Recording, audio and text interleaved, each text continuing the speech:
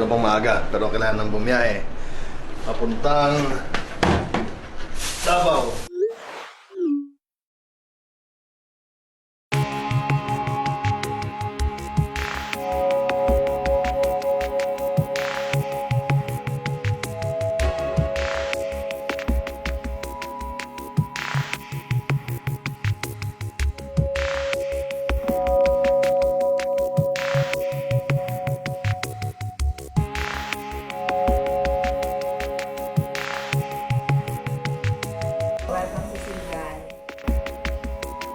Ito po ang lugar na tinatawag na Sigal. Lugar po ito ng kaibigan kong Secretary Des Doresa. So ngayon, nandito tayo ngayon sa Davao City. Nakausapin natin ang mga taga Philippine Information Agency Davao.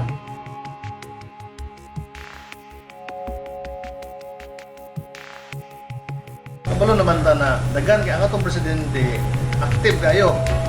Dagan kay sa polisiya na action man na dili man kung walay communication dili masabdan sa katawhan.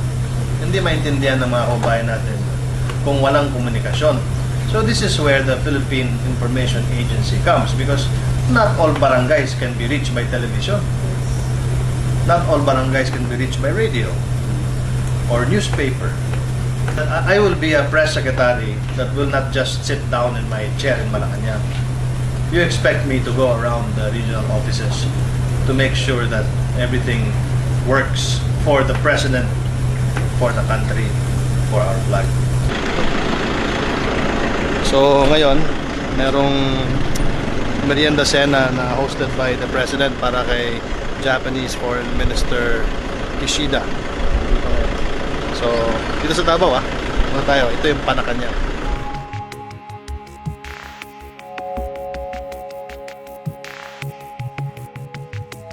Ito na yung merienda cena ng Japanese Foreign Minister.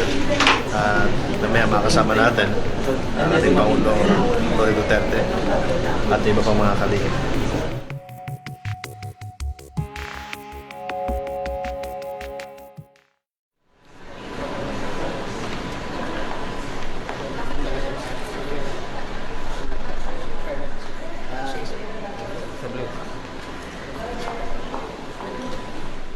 Yeah, Mr. President, thank you so much.